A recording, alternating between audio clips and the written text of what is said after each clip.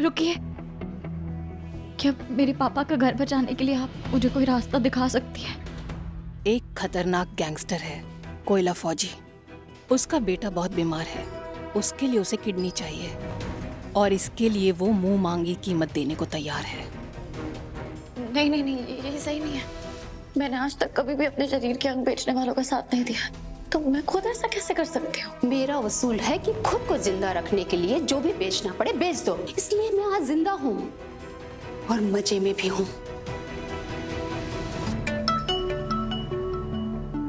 Hello बुआ जी। उन्नति बिटिया सुन, अभी राघव के बैंक मैनेजर का फोन आया था। जो तेरी फ्रेंड है ना प्रिया, उसके फादर है ना मिस्टर ओबेरॉय, राघव उनके अकाउंट में 3 करोड़ रुपए ट्रांसफर करने का इंतजाम कर रहा है। इसका मतलब समझ रही है तू कि वो चौधरी हाउस को नीलामी से बचाना चाहता है। बुआ जी आप टेंशन मत लो, मैंने सब कुछ संभाल लिया। कैसे?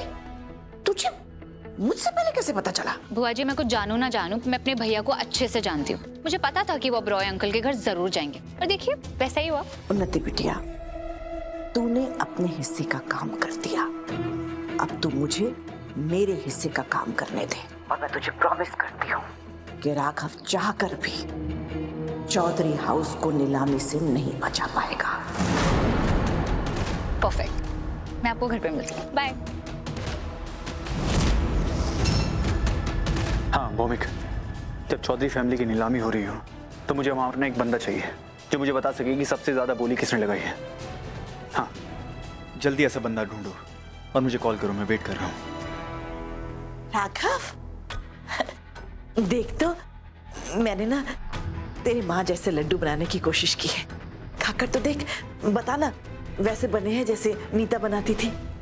बुआ जी थैंक यू, आपने मेरे लिए इतना किया, पर मेरा सीरियसली मूड नहीं है।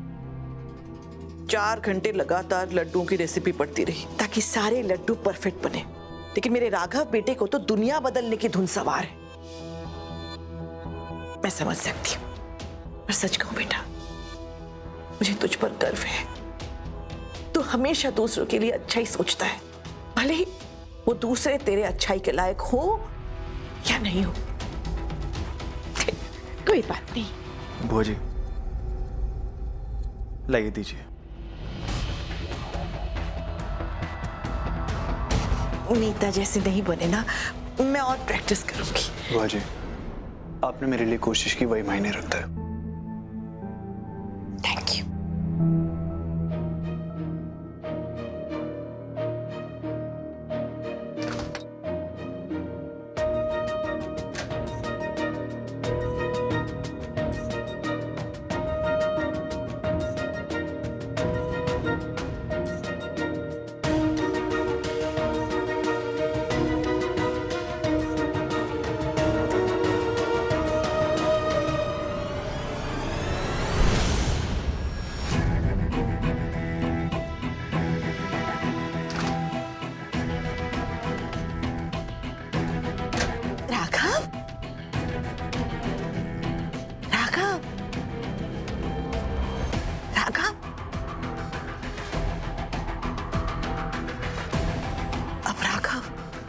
अपनी मुंह बोली मां अनुराधा का घर बचाने का रास्ता कैसे ढूंढेगा?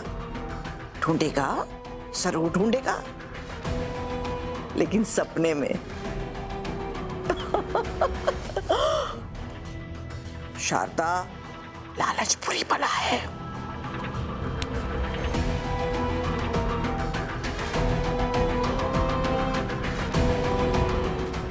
जल्दी जल्दी कर, हमें जल्दी निकलना होगा।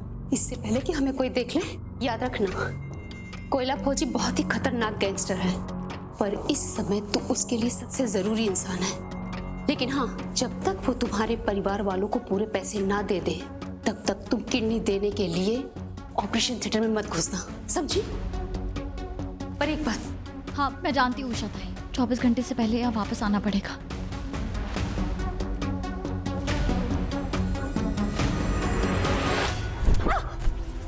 अरे गिरा क्यों रही है? ठीक से पकड़। चल चल।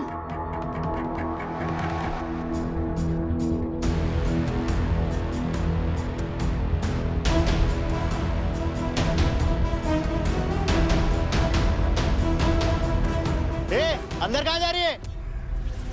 अरे वो सामान भारी है ना, तो मदद कर रही है। अच्छा अच्छा ठीक है।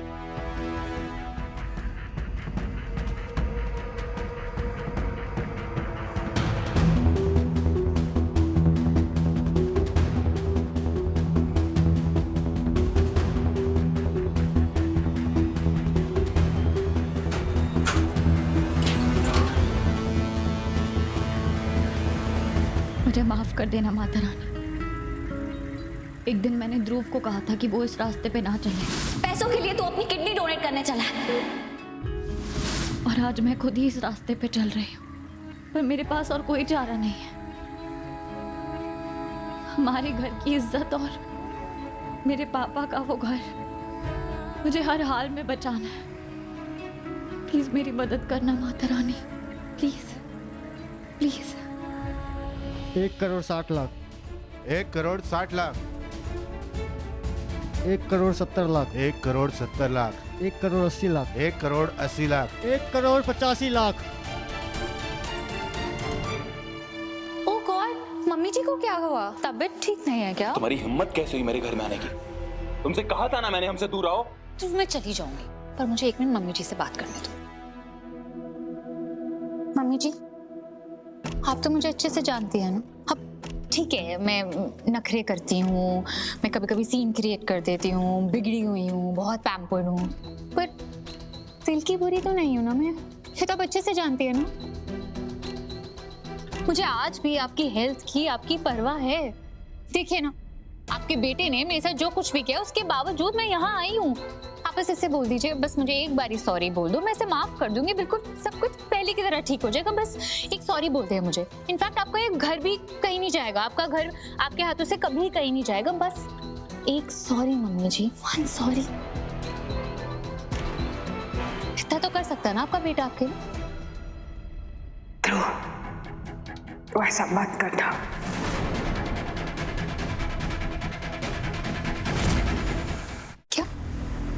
क्या कहा आपने? मेरी मम्मी की तबीयत ना बहुत खराब है। फिर ये जो बोलना चाह रही है मैं तुम्हें साफ साफ बता देता हूँ। हमारा चाहे घर क्यों ना नीलाम हो जाए, हम सड़क पर क्यों ना जाए, लेकिन मैं तुम्हें सॉरी नहीं बोलूंगा। आज नहीं, कल नहीं, कभी भी नहीं, समझे तुम? अब निकलो मेरे घर से, गेट आउट। सूरी, तुम्हारे जो ईगो है, जो झूठा अहंकार है ना, यही तुम्हें यहाँ तक लेके आई है ध्रुव। सिर्फ तुम्हें नहीं, इनफैक्ट तुम्हारी पूरी फैमिली इस अहंकार में डूबी हुई है। तुम सब मुझे इंसल्ट करना चाहते हो, मुझे नीचा दिखाना चाहते हो, और इसकी कीमत तुम्हारी माँ की जान क्यों ना हो। अपने लिए ना सही ध्रुव, एटलीस्ट अपनी माँ के लिए मुझे सॉरी बोल दो। कहीं इस घर के साथ साथ अपनी माँ को भी ना खो दो।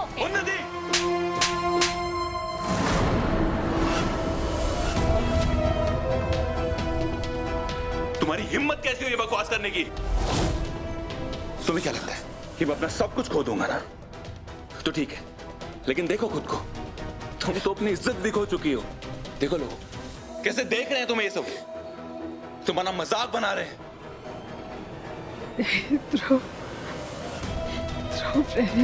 अब अगर तुम्हें पुलिस में जाना है या अपने भैया से कंप्लेंट करनी, जो करना है करो, क्योंकि ये ध्रुव अब किसी से नहीं डरता, समझे तुम?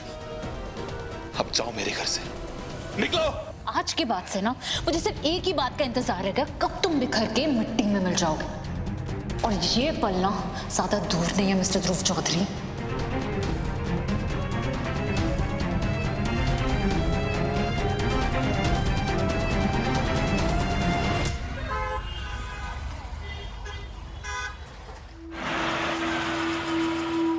दरवाजा खोलो, जल्दी खोलो।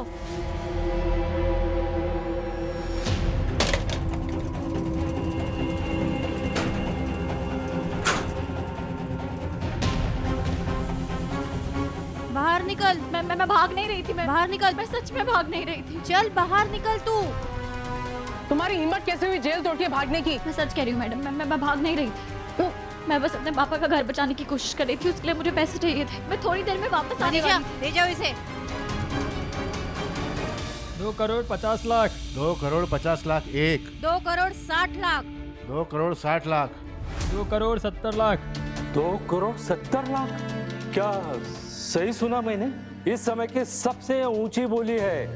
क्या इससे कोई बड़ी बोली लगाना चाहता है? 2,75,00,000 नहीं, नहीं, मेरा खटलाप नहीं हो सकता। मेरा खटलाप मेरा खटलाप नहीं हो सकता। मेरा खटलाप नहीं हो सकता।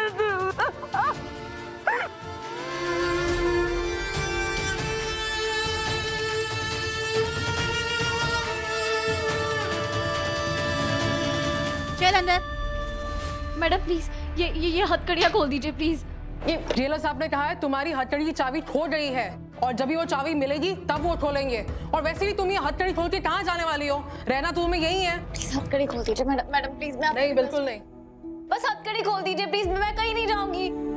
छी छी छी छी। रीत, तुमने जेल से भागने की कोशिश की? कहाँ गई वो सच्चाई और ईमानदारी की मूरत, वो आदर्शवादी रीत रिपोर्टर? और यहाँ रहकर तुम नादान भी हो गई हो थोड़ी सी। पहले तुम मेरी चालें एकदम फट से पकड़ लेती थी, ऐसे क्या देख रही हो? तुम्हें क्या लगता है कि मेरी चालें, मेरे खेल सब घर की चार दीवारी के अंदर सीमित है? यहाँ जेल के अंदर मेरी कोई पहुंच नहीं। मैं ना इंसानी फितरत बहुत अच्छी तरह से समझती हूँ। जब अपने परिवार को दुख पहुंचता है तब बड़ी बड़ी आदर्शों वाली बातें ताक पर धरी रह जाती है। मैं जानती थी तुम अपने परिवार को बचाने के लिए जेल से भागने की जरूर कोशिश करोगी, इसलिए तो मैंने ये खेल रचा। क्या रीत, कहा तुम अपने जमानत की तारीख लगवाने जा रही थी और अब जेल से भागने के जुर्म में तुम्हारी सजा 5 साल बढ़ सकती है। अब तुम कैसे अपने परिवार की मदद करोगी? तुम तो पता नहीं कब जाके निकलोगी जेल से। ये सब आपने किया है? नहीं, बिल्कुल भी नहीं। जो कुछ किया तुमने किया। मैंने तो बस एक छोटा सा जाल फैलाया था जिसमें तुम्हारे जैसी बेवकूफ लड़की फट से फंस गई।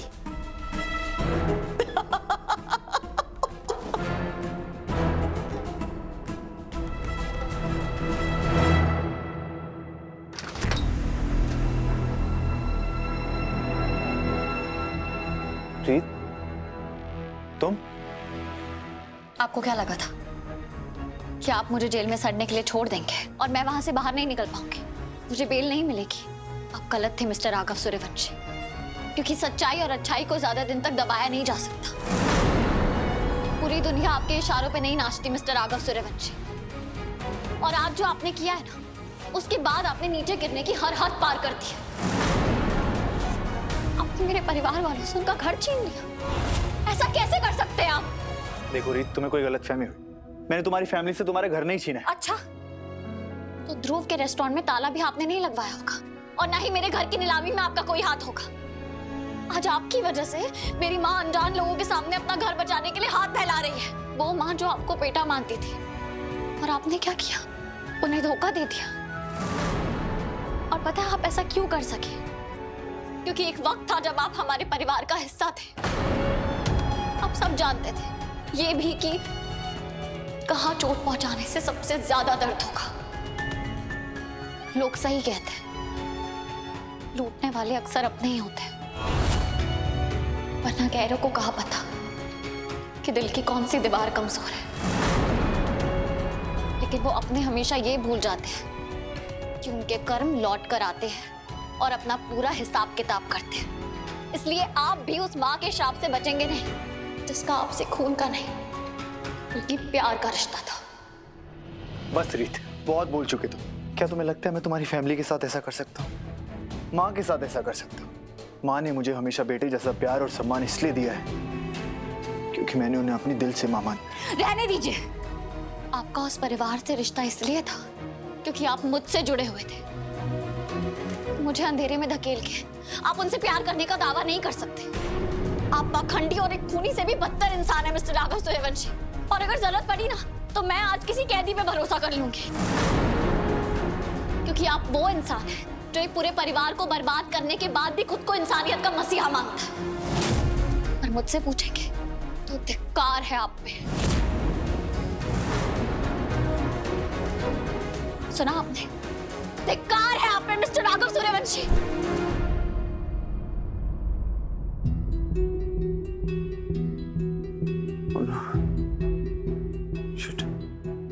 इतनी गहरी नींद में कैसे सो गया? मुझे तो रीत के घर की नीलामी रुकवानी थी।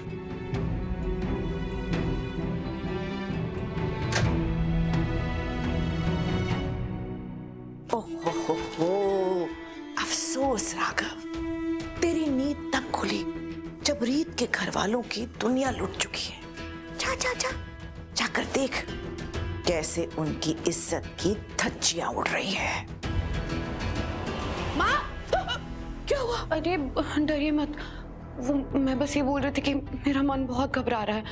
मैं प्रतीक के साथ गृह शांति पूजा तो कर रही, बट जब से वापस आई हूँ ना, दिव्या बहुत डरावना सा चेहरा बनाकर घूम रही है। मुझे बहुत डर लग रहा है, पता नहीं गुस्से में क्या करेगी मेरे साथ। एक मिनट, तुमने मुझे क्या कहकर बुलाया?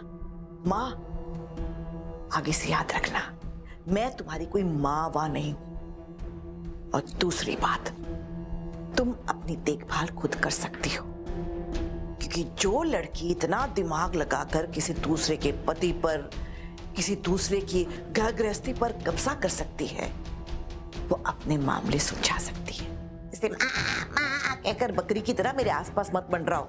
मुझे बाकी और बहुत सारी चीजों पर ध्यान देना होता है।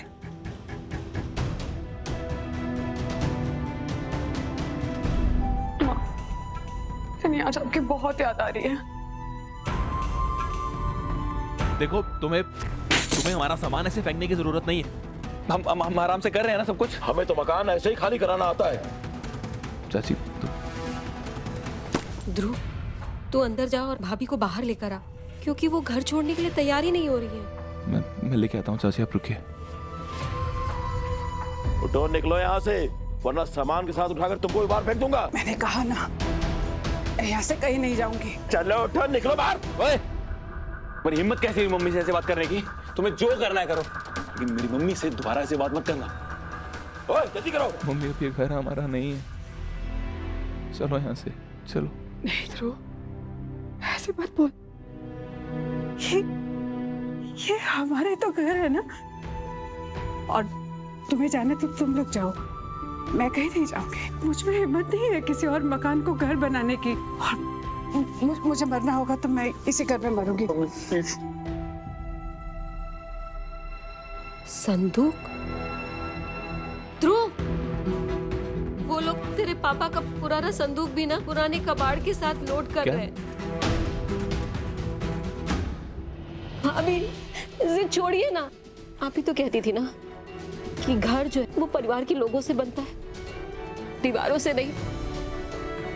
तो हम दूसरा घर बना लेंगे ना, हमारा परिवार तो साथ है ना। चलिए उठिए, उठिए, चलिए। तो समझ नहीं रही है, ये घर पे तो मेरा परिवार ही है ना, और तुम किसके साथ में होने की बात कर रही है? पता तो चली गई ना, और रीत को भी जेल हो गई, पता नहीं वो कब वापस आएगी। और तो वो तो पहले ही अपनी पत्नी से अलग हो गया है। सुमन, सब धीरे धीरे करके हमारे हाथ से फिसलता जा रहा है। तो मैं ये घर को कैसे जाने दूं? नहीं, मैं ये घर हमारे हाथ से नहीं जाएगा। ये हमारा परिवार है, मैं यहाँ से कहीं नहीं जाऊंगी। ए बुढ़िया, बहुत हो चुकी तेरी नौटंकी। अब तू अपने आप बाहर जाएगी या मैं तुझे इन हाथों से उठाकर बाहर फेंकूं? सारी तमीज भूल गए हो क्या? कुछ अकल है कि नहीं कि बड़ों से कैसे बात करते हैं? ये तगड़ा शरीर बना लिया, इसका मतलब ये नहीं है कि अपना दिल भी पत्थर का कर। मैं तेरा लेक्चर सुनने नहीं आया हूँ। बाहर निकाल। मैं नहीं जाऊंगी, मैं नहीं जाऊंगी।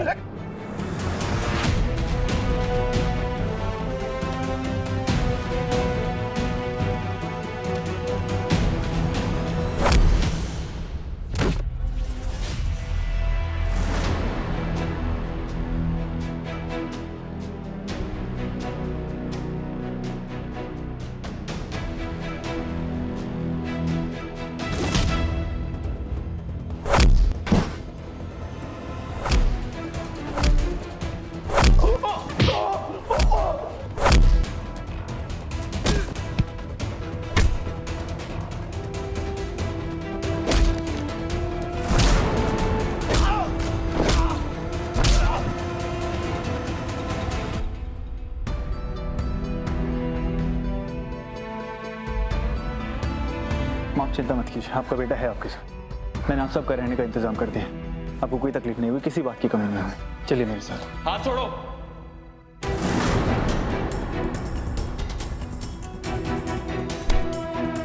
दूर हो मेरी मम्मी से। देखो ध्रुव, मैं क्या देखो? आपको क्या लगता है ये जो हालत हुई है हमारी, ये हमारी खुद की वजह से हुई है? आपकी वजह से हुई है। आपने मुझसे और मेरी बहन से बदला लिया, और आपकी बहन के बारे में तो मैं क्या ही बोलूं। आप और आपकी बहन दोनों एक जैसे ही हो, जहरीले। आपने और आपकी बिगड़ी हुई बहन ने हम पे बहुत एहसान कर दी। तो मिस्टर राघव सूर्यवंशी, हम पे एक और एहसान कर दीजिए, चले जाइए यहां से और हमें अकेला छोड़ दीजिए।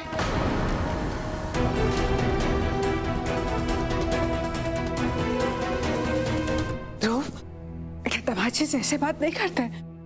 वो हमारी मदद करने की कोशिश कर रहा था। मम्मी, आप इन्हें दामाद बोल रहे हो? दामाद छोड़िए, ये इंसान तो थूकने लायक भी नहीं है। इस इंसान की वजह से इसकी बीवी जेल में, मेरी बहन जेल में, आपकी बेटी जेल में। आपको दिख क्यों नहीं रहा कि इस इंसान पर बार बार भरोसा करने की वजह से मेरी दीदू की क्या हालत हुई है? दीदू भी आप ही की वजह से इनसे बहुत प्यार करती थी, बहुत भरोसा करती थी, और आज इस इंसान की वजह से मेरी दीदू की सारी खुशियां, सारी आजादी छिन गई।